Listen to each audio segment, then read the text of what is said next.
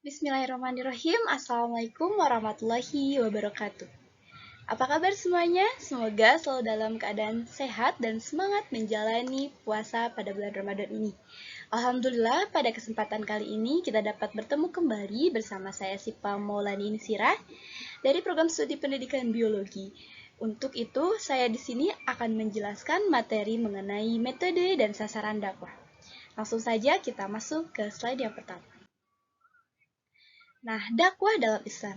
Pengertian dakwah secara terminologi atau istilah yaitu suatu kegiatan untuk menyampaikan dan mengajarkan serta mempraktikannya ajaran Islam dalam kehidupan sehari-hari.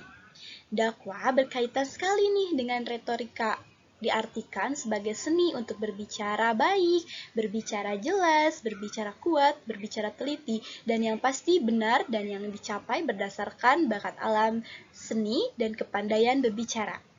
Nah, retorika ini dibutuhkan dan di banyak medan di dalam kehidupan manusia, khususnya dalam berdakwah. Dalam berdakwah, seorang dai juga harus mempunyai retorika yang baik tentunya. Selanjutnya, dasar hukum dakwah.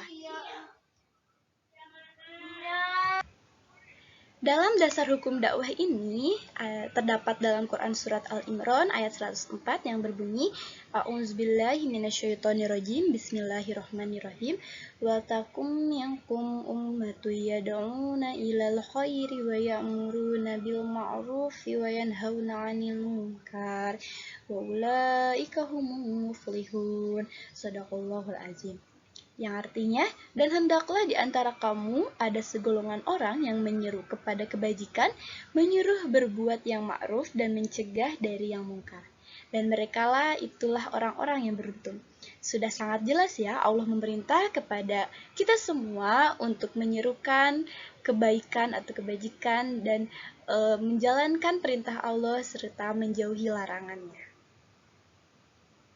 Selanjutnya yaitu kita langsung ke metode dakwah. Metode dakwah terdapat 3 metode. Yang pertama metode hikmah, yang kedua metode mauizah hasanah, dan yang ketiga metode mujadalah. Mari kita bahas satu persatu.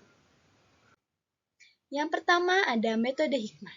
Metode hikmah menurut Syekh Mustafa Al-Mughni dalam tafsir Al-Mughni mengatakan bahwa hikmah adalah ungkapan yang jelas dan tegas disertai dengan dalil yang dapat mempertegas kebenaran apa yang dipaparkannya dan dapat menghilangkan keraguan-raguan. Metode ini adalah berdakwah dengan cara untuk kalangan intelektual berilmu pengetahuan atau berpendidikan tinggi. Intinya, maksud dari metode ini seperti misalnya para ustadz atau ustazah yang sedang mencari ilmu lebih tinggi lagi. Nah, disinilah para dai menggunakan metode hikmah karena apa?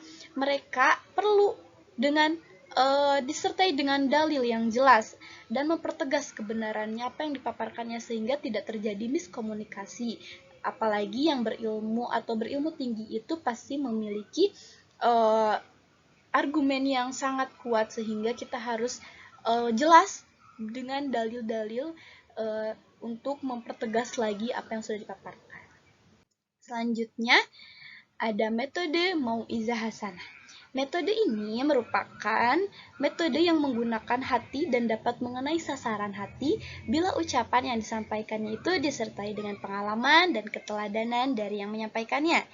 Mauizah biasanya bertujuan mencegah sasaran dari suatu yang buruk dan dapat mengundang emosi baik dari yang menyampaikannya, lebih-lebih yang menerimanya. Artinya, metode ini itu merupakan metode seperti pada zaman saat ini sedang tren gitu ya, seperti nasihat-nasihat.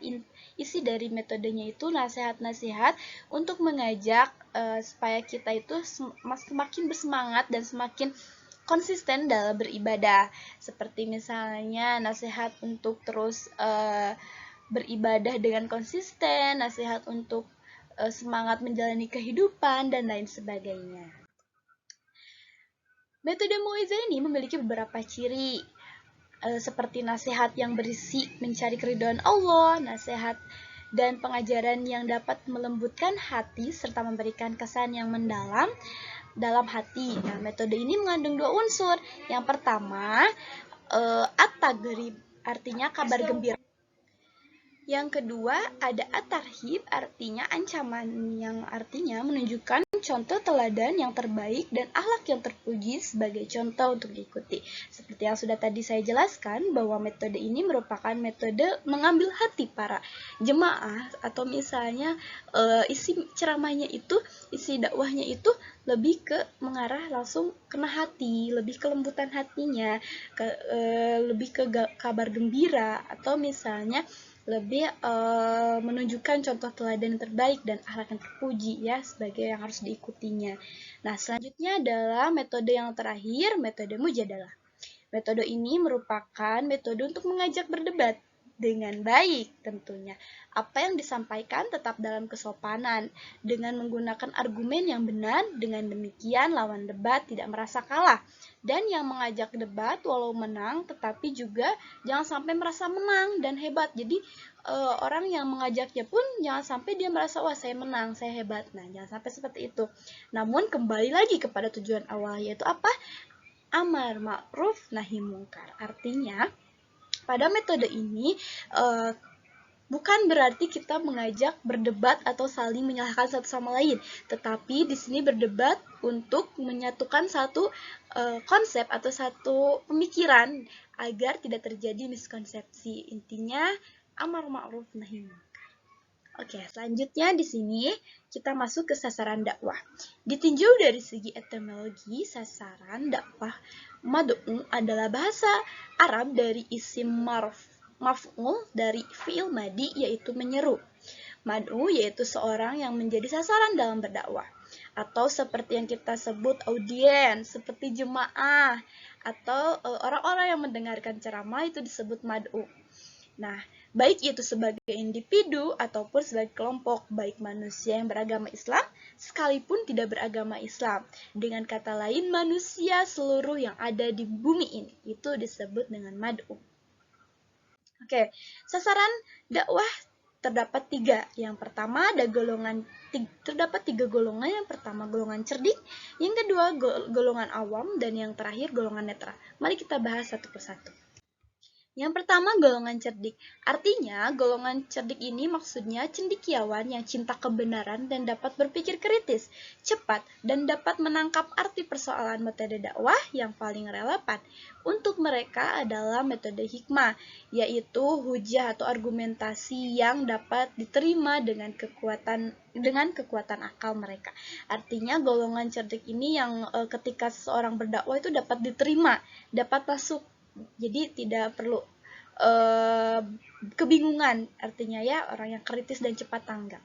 Selanjutnya ada golongan awam.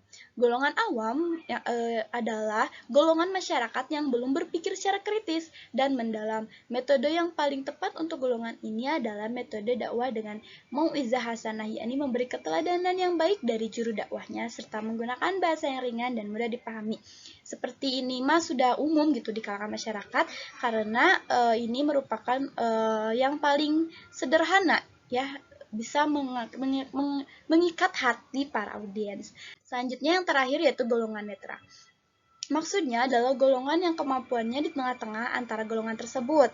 Mereka kurang relevan apabila diberi metode hikmah, tetapi tak sesuai pun apabila dilayani dengan metode dakwah untuk orang awam. Golongan ini lebih relevan menggunakan metode dakwah saling bertukar pikiran, tentunya dengan cara yang ramah dan baik. Nah, itu merupakan 3 golongan dalam sasaran berdakwah. Nah, ada kutipan dakwah yang baik, yaitu dakwah itu bukan mengajak orang lain kepada kita, tetapi mengajak orang lain kepada Allah Subhanahu wa taala. Nah, mungkin hanya itu yang dapat saya sampaikan mengenai materi, metode, dan sasaran dakwah ini. Apabila banyak kesalahan dan kekurangan, saya mohon maaf. Wabillahi taufiq wal hidayah. Wassalamualaikum warahmatullahi wabarakatuh.